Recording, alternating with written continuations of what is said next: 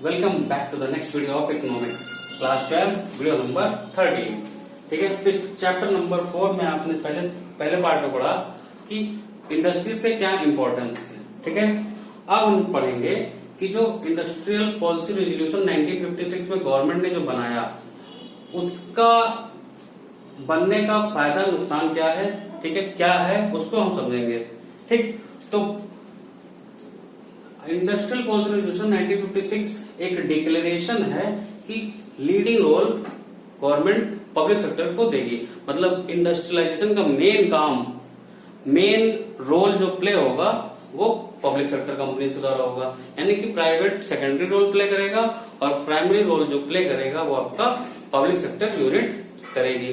ठीक है, तो इस प्रिंसिपल एलिमेंट्स क्या है हमारे इंडस्ट्रियल पॉलिसी रेजोल्यूशन के।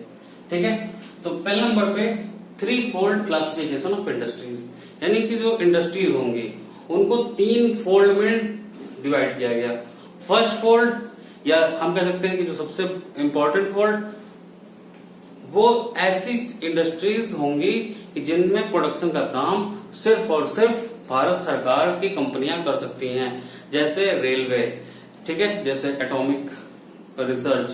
ठीक, तो ऐसी कंपनियां, ऐसे कुछ इंडस्ट्रीज को क्लासिफाई किया गया कि जिनमें प्रोडक्शन का काम सिर्फ पब्लिक सेक्टर कंपनियां कर सकती हैं। ठीक है, पहला फोल्ड। दूसरा फोल्ड ऐसा था कि जिसमें प्रोडक्शन का काम पब्लिक सेक्टर और प्राइवेट सेक्टर दोनों कर सकते हैं। जैसे आपने स्कूल देखा, प्राइवेट स्कूल भी होते हैं, गवर्नमेंट स्कूल भी होता है। और बाकी जो बची इंडस्ट्रियां, वो इंडस्ट्री छोड़ दी गई प्राइवेट सेक्टर के लिए।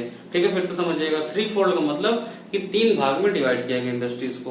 पहले फोल्ड में उन सारी इंडस्ट्रीज क्लासिफिकेशन किया गया जिनका प्रोडक्शन सिर्फ गवर्नमेंट करेगी, जैसे रेलवे, ठीक है, जैसे न्यूक्लियर एनर्जी, ये सब का काम सिर्फ और सिर्फ गवर्नमेंट करेगी। इसके अलावा कुछ पब्लिक और प्राइवेट कंपनियां मिलकर कर सकती हैं, जैसे एजुकेशन, ठीक है, जैसे ट्रेवल, ये दोनों का सरकार भी है, प्राइवेट भी करती है।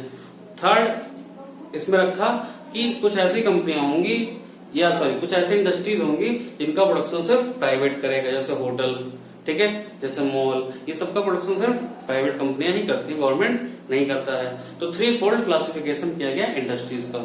ठीक है, दूसरा है इंडस्ट्रियल लाइसेंसिंग। इंडस्ट्रियल लाइसेंसिंग का मतलब ये हुआ कि कोई भी कंपनी अगर लार्ज स्केल पर प्रोडक्शन करने जाएगी, लार्ज स्केल इंडस्ट्रीज ओपन करना चाहेगी, तो उसके लिए सरकार से लाइसेंस लेना कंपलसरी हो जाएगा। दूसरी बात, खाली यहां तक ये नहीं कि खाली इंडस्ट्रियलाइजेशन मतलब नई इंडस्ट्रीज के लिए, अगर कोई अपना एक्सपेंशन भी करना चाहेगा, यानी कि किसी कंपनी की क्षमता, मान लीजिए कि 100 टन बनाने की परमिट गवर्नमेंट ने दी है, तो अगर वो अपना एक्सपेंशन करना चाहता है अपनी प्रोडक्शन कैपेसिटी का, तो भी उसे लाइसेंस की जरूरत पड़ेगी ही पड़ेगी। ठीक है, इससे फायदा क्या हो सकता है? इससे फायदा ये होगा अगर गवर्नमेंट लाइसेंस लेगी तो होगा क्या कि लार्ज स्केल इंडस्ट्रीज का डेवलपमेंट थोड़ा सा कम होगा और स्मॉल स्केल इंडस्ट्रीज का डेवलपमेंट ज्यादा होगा। अब स्मॉल स्केल इंडस्ट्रीज का फायदा क्या होता है, नुकसान होता है, हम आगे देखेंगे। नेक्स्ट है इंडस्ट्रियल कंसेशन या टैक्स हॉलीडेज देना। मतलब समझिएगा, गवर्नमेंट ये चाहती थी कि स्मॉल स्केल इंडस्ट्रीज का बढ़ावा ज्यादा मिले। ठीक है, अब स्मॉल स्केल इंडस्ट्रीज का बढ़ावा ज्यादा देने के लिए गवर्नमेंट क्या करती थी कि स्मॉल स्केल इंडस्ट्रीज पर गवर्नमेंट टैक्स छूट देती थी। मतलब आप स्मॉल स्केल इंडस्ट्री डेवलप करेंगे तो उस पर हम आपको टैक्स छूट देंगे। अच्छा, क्यों छूट देती है? इससे फायदा ये होता है कि स्मॉल स्केल इंडस्ट्री छोटे होते हैं और ये कहीं भी खोले जा सकते हैं। देखिए, लार्ज स्केल इंडस्ट्रीज के साथ दिक्कत क्या है, लार्ज स्केल इंडस्ट्रीज हमेशा अपने रॉ मटेरियल के पास ही खोले जा सकते हैं। फॉर एग्जाम्पल, अगर आपको कार बनाना है तो आप फैक्ट्री को वहीं पर एस्टेब्लिश करेंगे जहां पर आपको आयरन और स्टील आराम से मिल जाए। आप आयरन स्टील का ट्रांसपोर्ट करके ले जाएंगे तो आपका कॉस्ट ऑफ प्रोडक्शन महंगा हो सकता है, इसलिए इनको पास में रखा जाता है। लेकिन स्मॉल स्केल इंडस्ट्रीज का बेनिफिट है, स्मॉल स्केल इंडस्ट्रीज का बेनिफिट यह है कि वो लोकेशनल फ्लेक्सिबल होते हैं, उनको कहीं भी ओपन किया जा सकता है। तो इसलिए गवर्नमेंट ने टैक्स कंसेशन दिया, ठीक है, सब्सिडी उल्टा प्रोवाइड की ताकि स्मॉल स्केल इंडस्ट्रीज डेवलप हो सके। ठीक है, development of small scale industries. Small scale industries होती क्या, पहले मैं आपको बता दूं। ऐसी इंडस्ट्रीज, सुनिएगा, ऐसी इंडस्ट्रीज जिनमें सिर्फ 1951 के टाइम 5 लाख से कम में ओपन हो सके, उनको स्मॉल स्केल इंडस्ट्रीज कहा गया। आज के डेट में ये थोड़ा 2016-17 की बात करें तो स्मॉल स्केल इंडस्ट्रीज की डेफिनेशन चेंज हो गई है। अब 5 करोड़ उसका दायरा हो गया कि 5 करोड़ से नीचे की इंडस्ट्रीज को स्मॉल स्केल इंडस्ट्रीज कही जाती है। और कोविड के बाद गवर्नमेंट ने फिर से इसकी डेफिनेशन बदली है। नई डेफिनेशन में हो सकता है आपको स्मॉल स्केल इंडस्ट्रीज और बड़ी या और ज्यादा पैसे की कही गई हो, ठीक है, कंफर्म करना पड़ेगा। तो इसका फिर हम देखते हैं कि स्मॉल स्केल इंडस्ट्रीज और लार्ज स्केल इंडस्ट्रीज में अंतर क्या होता है। देखो स्मॉल स्केल इंडस्ट्रीज जो होती है वो एम्प्लॉयमेंट फ्रेंडली होती है, वो एम्प्लॉयमेंट खूब जनरेट करती है, जबकि लार्ज स्केल इंडस्ट्रीज आपकी इंफ्रास्ट्रक्चर फ्रेंडली होती है। मतलब समझिए अगर रेलवे आपका लार्ज स्केल इंडस्ट्रीज है तो रेलवे के डेवलपमेंट से आपका इंफ्रास्ट्रक्चर डेवलप होगा, एम्प्लॉयमेंट कम डेवलप होगी। क्लियर, आपका स्टील आयरन का प्रोडक्शन, इनसे आपका इंफ्रास्ट्रक्चर बेस मजबूत होगा रेदर देन कि आपका एम्प्लॉयमेंट मजबूत हो, क्योंकि आपका जो लार्ज स्केल इंडस्ट्रीज होती है वो लेबर इंटेंसिव टेक्निक नहीं यूज करती हैं, they are capital intensive technique, ठीक है। सो उन कैपिटल इंटेंसिव टेक्निक में आपको पता है कि एम्प्लॉयमेंट नहीं बढ़ती है। तो स्मॉल स्केल इंडस्ट्रीज को इसीलिए फोकस किया गया क्योंकि आपके देश में एम्प्लॉयमेंट को बढ़ाना था, ठीक है। कार्बी कमेटी 1955 या जिसको कहा गया कि village and small scale industry committee, ठीक है, इनके अकॉर्डिंग, यानी कि देखो समझिए मेरी बात को, कि जब भी भारत में क्या होता है कि कोई भी नया काम शुरू करना होता है तो उसके पहले एक कमेटी बनाई जाती है और उस कमेटी का कोई एक प्रेसिडेंट होता है।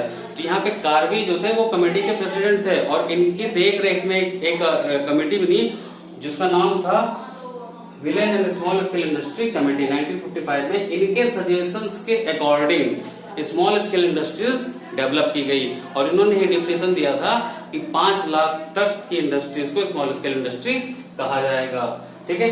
अब आते हैं हम नेक्स्ट टॉपिक पे, characteristics of small scale industry, यानी स्मॉल स्केल इंडस्ट्रीज के कैरेक्टरिस्टिक्स क्या होते हैं। Number 1, SSI is labour intensive and therefore employment friendly. देखो ध्यान से समझिए, मैं फिर आपको बता रहा हूँ कि स्मॉल स्केल इंडस्ट्रीज में काम हाथों से ज्यादा होता है ना कि मशीनों से।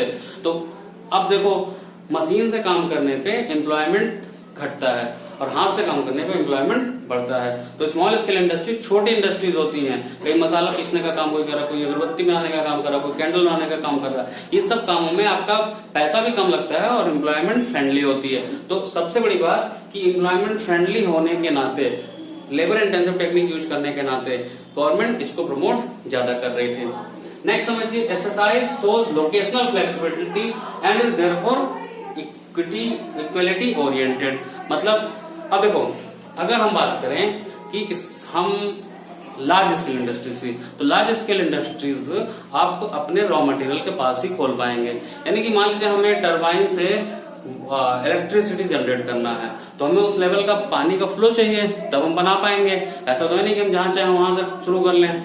ऐसे ही अगर हमको कोई ऐसी मशीन बनानी जिसमें खूब स्टील लग रहा है तो हम वहीं पे काम कर पाएंगे जहां स्टील का प्रोडक्शन अच्छे से हो। यानी कि लोकेशनल की फ्लेक्सिबिलिटी नहीं होती लार्ज स्केल इंडस्ट्रीज में, लेकिन स्मॉल स्केल इंडस्ट्रीज के साथ बेनिफिट ये है कि उसमें लोकेशनल फ्लेक्सिबिलिटी पाई जाती है, जिससे लोग इनको हम देश के अन्य कोनों में खोल सकते हैं। यानी कि गांव तक जाकर इंडस्ट्रीज डेवलप की जा सकती थी और इसी के चक्कर में गवर्नमेंट ने स्मॉल स्केल इंडस्ट्रीज पर ज्यादा ध्यान दिया, क्योंकि उनके पास लोकेशनल फ्लेक्सिबिलिटी, वो कहीं भी खोले जा सकते हैं, गांव के अंदर खोले जा सकते हैं। उसके लिए बहुत रॉ मटेरियल की जरूरत या बहुत बड़े रॉ मटेरियल की जरूरत नहीं पड़ती है, ठीक है। और SSI needs small investment and is therefore equity oriented. देखो स्मॉल इन्वेस्टमेंट का क्या मतलब है। लार्ज स्केल इंडस्ट्रीज बहुत पैसा लेती हैं ओपन होने में और पैसे के साथ एम्प्लॉयमेंट कम जनरेट करती हैं, जबकि स्मॉल स्केल इंडस्ट्रीज कम पैसे में ही एम्प्लॉयमेंट ज्यादा देती हैं। तो गवर्नमेंट ये चाहती थी कि इन्वेस्टमेंट कम लगे ताकि हर आदमी पार्टिसिपेट कर सके। ग्रोथ बेस्ड सोशल जस्टिस मैंने आपको बताया था कि हर आदमी का पार्टिसिपेशन गवर्नमेंट के लिए जरूरी था। और दूसरी बात, पार्टिसिपेशन के साथ साथ जब पैसा कम लगेगा और एम्प्लॉयमेंट ज्यादा बढ़ेगी तो ये बेनिफिट पूरे देश के अंदर निकल के आएगा, जो कि इक्विटी, जो कि प्लानिंग का एक इम्पोर्टेंट ऑब्जेक्टिव था, उसको अचीव किया जा सकता है, ठीक है। तो उम्मीद करता हूं कि ये दोनों टॉपिक आपको समझ में आए होंगे।